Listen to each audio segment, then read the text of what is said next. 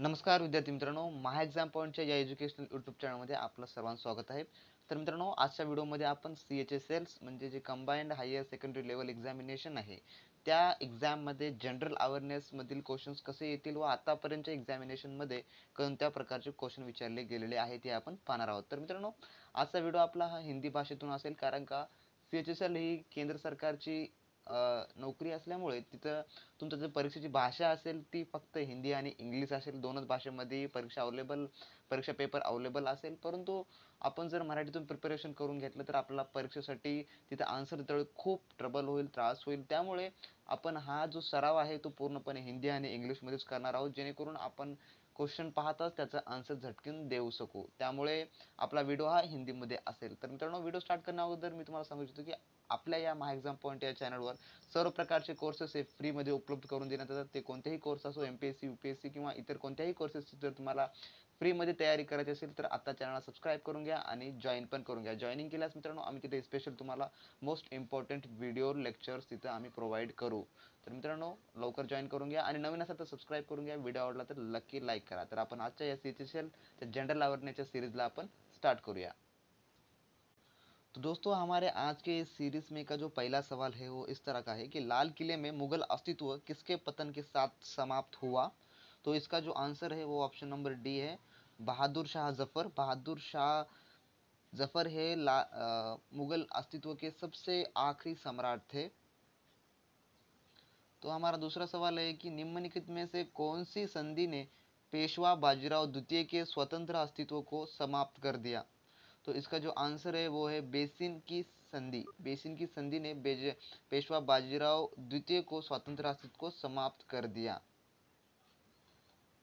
तो हमारा तीसरा सवाल है कि पानीपत में मराठे पराजित हुए क्योंकि क्योंकि इसका जो आंसर है वो है बी, मराठे शक्ति में अफगानों के बराबर नहीं थी, इसलिए पानीपत में मराठे पराजित हुए थे। क्योंकि मराठे की शक्ति जो अफगानों के बराबर नहीं थी, मराठों की संख्या बहुत निम्न थी और अफगानों की संख्या जो सैन्य बल था वो बहुत ज़्यादा था, इसलिए पानीपत में मराठे हार गए थे। तो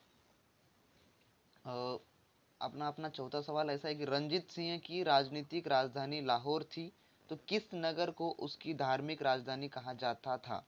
तो इसका जो आंसर है वो है ए, अमृतसर। अमृतसर को राजधानी कहा जाता था, धार्मिक राजधानी कहा जाता था। तो पांचवा सवाल ऐसा है कि नाना साहेब के नाम से कौन प्रसिद्ध था। नाना साहेब के नाम से कौन प्रसिद्ध था। तो इसका जो आंसर है वो है बी, बालाजी बालाजी बाजीराव। ये जो थे वो नाना साहब के नाम से प्रसिद्ध थे। तो हमारा छठा सवाल ऐसा है कि किस गवर्नर जनरल ने रोपड़ में रंजीत सिंह का बड़े सम्मान के साथ स्वागत किया था। तो इसका जो आंसर है वो है B, William Bentinck. William Bentinck ने रंजीत सिंह का बड़े सम्मान के साथ स्वागत किया था। तो हमारा सातवां सवाल, बड़ा इमाम बाड़ा कहाँ स्थित है। तो इसका जो आंसर है वो है लखनऊ। लखनऊ में बड़ा इमाम बाड़ा स्थित है। तो हमारा आठवां सवाल, मराठा राज्य का दूसरा प्रवर्तक किसे कहा जाता था। तो इसका जो आंसर है वो है बी, बालाजी विश्वनाथ। बालाजी विश्वनाथ को मराठा राज्य का दूसरा प्रवर्तक कहा जाता है। तो सिख सेना कहलाती थी, सिख सेना को क्या कहा जाता था उस समय में। तो इसका जो आंसर है वो है सी, खालसा। सिख सेना को क्या कहा जाता था, तो सिख सेना को खालसा कहा जाता था। तो हमारा 10वां सवाल, बहादुर शाह था, तो बहादुर शाह क्या था। तो बहादुर शाह क्या था, तो बहादुर शाह अंतिम मुगल शासक, अंतिम मुगल शासक था बहादुर शाह। बहादुर शाह था तो हमारा जो 11वां सवाल है वो इस तरह का है कि अंग्रेजों ने भारत में अपनी पहली फैक्ट्री कहाँ स्थापित की थी।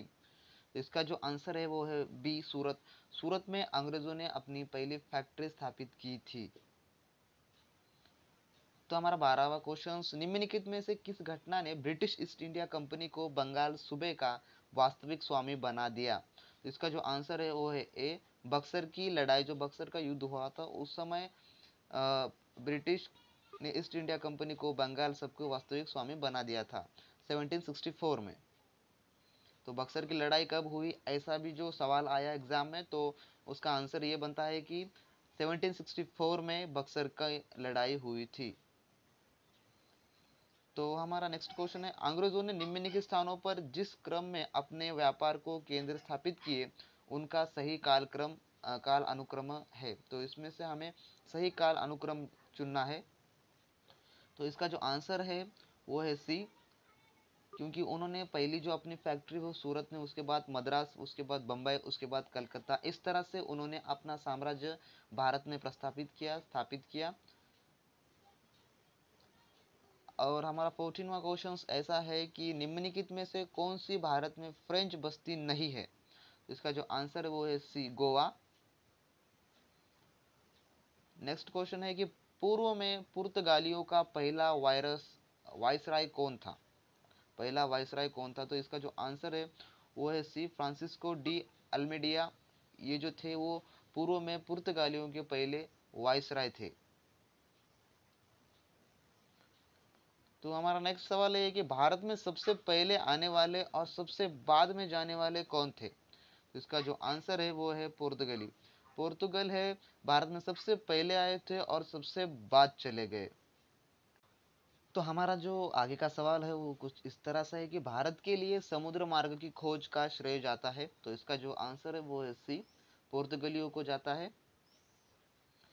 तो हमारा नेक्स्ट क्वेश्चन, भारत में प्रमुख फ्रांसीस की बताइए। तो जो फ्रांसीस की जो प्रमुख बस्तियां है वो कौन सी है, कहाँ थी उनकी। तो प्रमुख बस्तियां उनकी थी वो बी ऑप्शन पेंडुचेरी में उनकी फ्रांसीस की प्रमुख बस्तियां थी। 19वां question, French East India Company का गठन कब हुआ। तो इसका जो आंसर है वो है 1664 में फ्रेंच ईस्ट इंडिया कंपनी का गठन हुआ। हमारा 20वां सवाल, निम्नलिखित में से कौन सा भारत आने वाला पहला अंग्रेज जहाज है। इसका जो आंसर है वो है सी, रेड ड्रैगन अंग्रेजों का जो पहला जहाज था वो भारत में आया था, उसका नाम जो था वो रेड ड्रैगन। तो 21वां हमारा जो क्वेश्चन है वो है, किस राज्य के प्रदेश में पुर्तगालियों ने भारत भूमि पर अपने प्रथम दुर्ग का निर्माण किया। तो इसका जो आंसर है वो है बी, कोचीन। हमारा नेक्स्ट सवाल, अंग्रेजों द्वारा स्थापित प्रथम व्यापार केंद्र कौन सा था। तो इसका जो आंसर है वो है बी, सूरत। सूरत में ही अंग्रेजों ने अपनी पहली फैक्ट्री खोली और वहां से ही उन्होंने अपने व्यापार को बढ़ावा दिया और धीरे धीरे सब सभी भारत में फैल गए। और हमारा आगे का सवाल ऐसा है कि निम्नलिखित में से कौन सा स्थान भारत में पुर्तगालियों का मुख्यालय था। तो इसका जो आंसर है वो है बी, गोवा। गोवा ये जो स्थान है वो पुर्तगालियों का मुख्य स्थान था। और हमारा 24वां सवाल, निम्नलिखित में वो पुर्तगाली कौन था जिसने गोवा पर अधिकार किया था। तो उसका इसका जो आंसर है वो है बी, अल्फांसो डे अल्बुकर्क। ये जो था वो गोवा पे अपना राज बिताया हुआ था। पूरे अधिकार, गोवा के जो पूरे अधिकार थे इसके हाथ में थे। उसका नाम क्या है, अल्फांसो डे अल्बुकर्क, इसका ऐसा नाम है। तो हमारा 25वां सवाल, केप ऑफ गड हॉप के रास्ते भारत तक के समुद्री रास्ते की खोज किसने की थी। तो इसका जो आंसर है वो है वास्को दी गामा। वास्को दी गामा ने केप ऑफ गड होप के रास्ते भारत तक के समुद्री रास्ते की खोज की थी। 1498 में वास्को दी गामा इंडिया आए थे। तो 26 जो सवाल बनता है हमारा, अंग्रेजों द्वारा कलकत्ता में निर्मित दुर्ग का नाम क्या है। तो इसका जो आंसर है वो है सी, फोर्ट विलियम। फोर्ट विलियम जो अंग्रेज द्वारा कलकत्ता में निर्मित दुर्ग का नाम है। तो हमारा 27वां सवाल, भारत में पुर्तगाली सत्ता की वास्तविक नींव रखने वाले महानतम पुर्तगाली गवर्नर थे, कौन थे वो गवर्नर। इसका जो नाम है वो अल्बुकर्क थे, जो कि गोवा पे अपनी सत्ताएं बिताए बैठे थे। तो हमारा नेक्स्ट सवाल है, इसके साथ भारत में ब्रिटिश फ्रांसीस चुनौतियों का अंत हुआ, किसके साथ हुआ। तो इसका जो आंसर है वो है सी, वाड़ीवंश का युद्ध। तो हमारा 29वां सवाल, निम्नलिखित में से कौन से शहरों तथा उनके 7 प्रतिष्ठानों से संबंधित व्यक्तियों के गलत जोड़े बनाए गए हैं। तो इसका जो आंसर है वो है डी, कलकत्ता, रॉबर्ट क्लाइव। ये सभी बाकी जो है वो सही है, लेकिन ये जो गलत जोड़ा बनता है वो कलकत्ता रॉबर्ट क्लाइव का है। और हमारा हमारा जो अब आखिरी सवाल 30वां, अंग्रेज शासक चार्ल्स सेकंड को किसकी राजकुमारी से विवाह करने के लिए बम्बई दहेज में दिया गया था? तो इसका जो आंसर है वो है पोर्तुगल। पोर्तुगल इसका सही आंसर, जो कि अंग्रेज शासक चार्ल्स सेकंड को अ, पोर्तुगल राजकुमारी से विवाह करने के लिए बम्बई दहेज में दिया गया था।